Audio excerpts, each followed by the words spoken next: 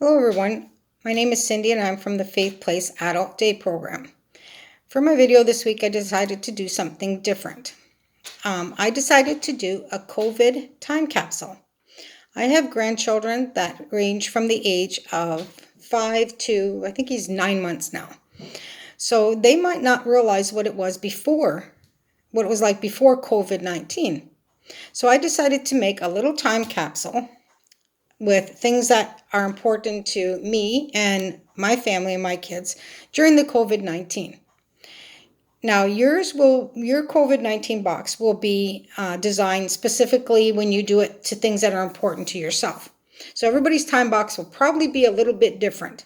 So I just got a plastic container to put it in. I'm going to let my grandkids decorate it when they come over. But the first thing I thought to put in was a little bit of a timeline of how things happened with COVID-19. Now, I know the kids later will be able to just Google everything and find the information online. I just thought it would be cool to just pull it out and be handy to read. So it's a little timeline of everything that started since Wuhan, China on November 17th, 2019. And it covers right up until June 16th, I think is the last thing they had online. So that's the first thing that's going to go into my COVID-19 box. And I decided to emphasize that the COVID-19 was not just country here, country there. It was worldwide and is worldwide, I should say. So I decided to put a picture of the world wearing a mask to emphasize that it's worldwide. Now, I come from a family that is very political. I have cousins and family members that are in members of parliament, and I also have family members that are in the police force. So parliament and government to us is very important. So I thought I would put the member of parliament that were in during COVID-19, the start of COVID-19 anyway. So we have Justin Trudeau, Prime Minister. We have Doug Ford, the Ontario Premier. And of course, it wouldn't be the same without putting the infamous Donald Trump from the States in there. So that is going to go into my COVID box. Now, we can't talk about COVID-19 without talking about all the essential workers. Again, it's going to be personalized to you because there might be some essential workers that you have on yours that I don't have on mine and vice versa. So it's whichever you feel. Now, obviously, the first ones I have are going to be like the doctors and nurses, paramedics, firefighters, police, PSWs, but I decided to add the recreational staff in mine because I have worked in long-term care for 7 years before I started with OSCC. And during the COVID-19, the clients were all stuck in their rooms. So it's important that they get some interaction and fun and stuff going on. So I decided to put the recreation staff in mine. And then I also added the chefs and the cooks at the long-term care and adult buildings that are supplying food to the clients and the residents that can't get out. The cleaning staff, who has done an awesome job anywhere that they're cleaning, not just in long-term care. The grocery store staff, who've continued to supply food for us. The truck drivers. I have a number of family members that are truck drivers that have kept the food supply going for us and all the needed PPE and such. Pharmacies, mechanics that have kept the cars going for the essential workers. Gas station employees, garbage collectors, delivery drivers that are delivering some of those PPEs, and of course delivering our food if we decide to order out. And I couldn't finish the essential workers without mentioning our OSCC staff that do the grocery delivery to the seniors. They go to the grocery store, pick up the groceries, and deliver it to the seniors. So I could not finish the essential workers without mentioning them. And last but not least, I am a coffee lover and tea lover. So I put in Tim Hortons in one of my essential workers because the staff continued to work all through the COVID, and they supplied hospitals and other essential places with free coffee and lunches and stuff like that. So I thought they were quite essential. Again, you may have different things in there that were essential to you, but for me, that's going in my COVID box. I'm also a very big nature lover, environmentalist, whatever you want to label yourself as. So I thought it was important to show the difference in the pollution across the world since COVID, since there's been no planes flying, no cruise ships going, no trains, factories have closed, so there's no pollution that way. And it's very surprising when you go in and look at the difference in the air pollution in just a short period of time. So this is some of it. This was China before. This is China now. Then we have Milan, Venice, New Delhi, all the before and after pictures, before COVID and now. We have Los Angeles, and this one here is Toronto. What a huge difference, eh? So I decided to put that in the COVID time box.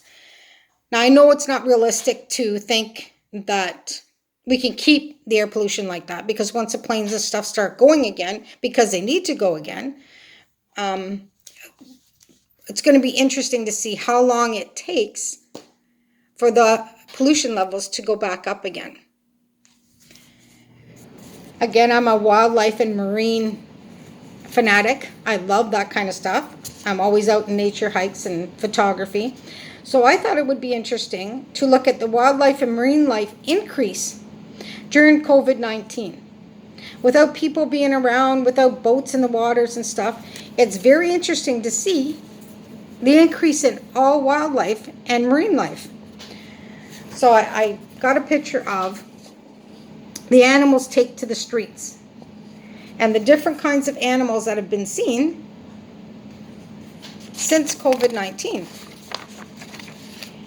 I don't know if you'll remember, but one lady had a moose in her swimming pool.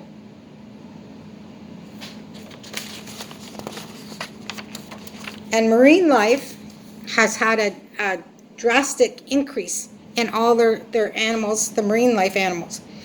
One of them is the endangered blue whales make a thriving increase during COVID. The baby leatherback turtles, they've made an unprecedented comeback. The Venice canals turn crystal clear. The humpback whale population surges in BC West Coast because of COVID-19.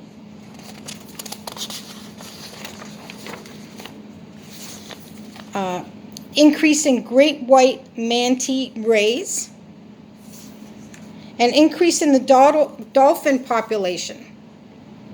So these are all some really, really good things that have been happening since COVID-19. Now our life, as you know, has drastically changed. We couldn't have any more celebrations. Birthdays, Father's Day and Mother's Day came and went, and we couldn't celebrate in our normal way. We had graduation. They couldn't have a big graduation celebration. So as Canadians, we decided to do celebrations anyway in a different manner. We did drive-by celebrations. So we have birthday drive-bys. We had some graduation where they got their diploma when they drove by. Baby showers were done in a drive-by fashion. And this one here touched me quite a bit. This was a celebration, a drive-by celebration for a gentleman, a young boy, who finished his last chemo treatment. Now, usually that's a very important celebration for families, friends, doctors, everybody get together and they celebrate the last day of chemotherapy. Well, because of COVID, they couldn't do that. So they did a huge celebration, drive-by celebration, to honor this little boy on his last COVID. So that was very touching. Also, weddings. They couldn't do weddings in a big celebration, so this couple decided to do a wedding out on the street, and they had all the cars line up, and they could still attend the wedding and view it from their car. Pretty ingenious, I think. Then, of course, Mother's Day and Father's Day. So those were some of the ways that people celebrated those big occasions. So that's going to go in my COVID time box. Now, a little bit on the funny side of things. As I talk to a lot of people, we've noticed that we've all gained some weight. We call it the COVID-19 weight. So I decided to put a scale in my COVID-19 box. Little trick I've also learned, I put the scale in front of my fridge. Every time I think I want something to eat, I have to step on the scale first. 90% of the time it works, sometimes it doesn't. But I thought, as a little lightened humor, I'd put the scale in there.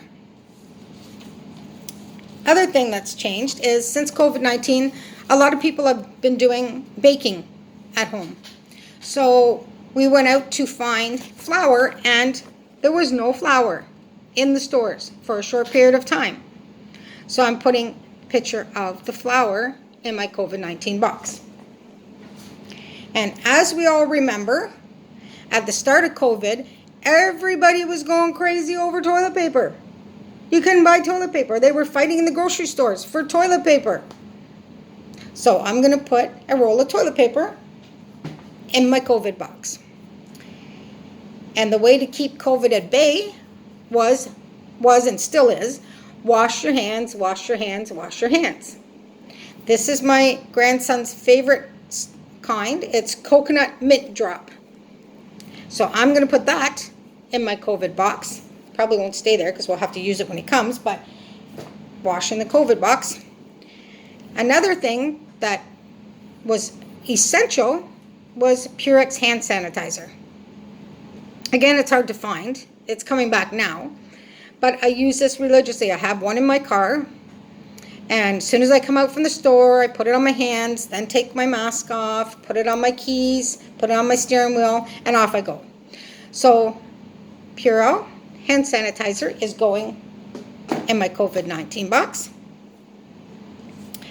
Another thing that is going in is, as you can see now, I have had my hair cut. Because when we went into stage 2, people could go and get their hair cut. Before that, we all looked something like this. We had crazy hair. Didn't know what to do with it.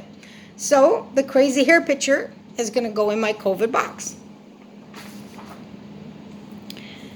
Another thing that's become essential is masks.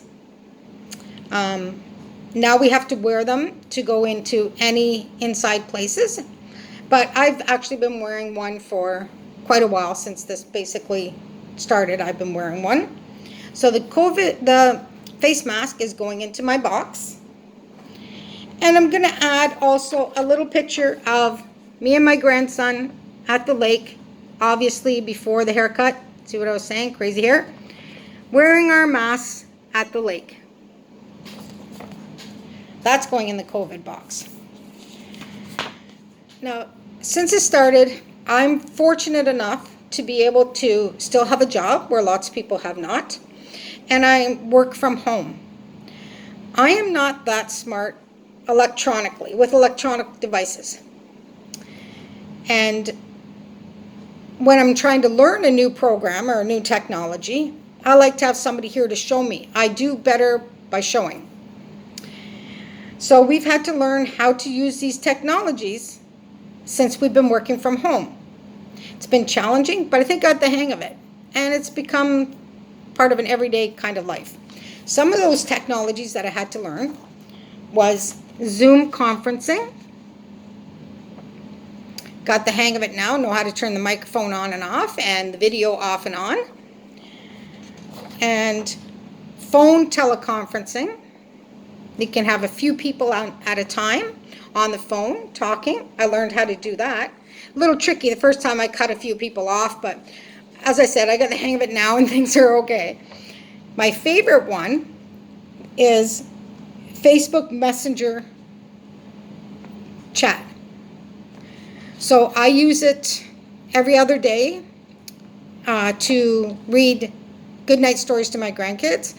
I use it with clients, family members that are like Cornwall, Moose Creek area that are far away.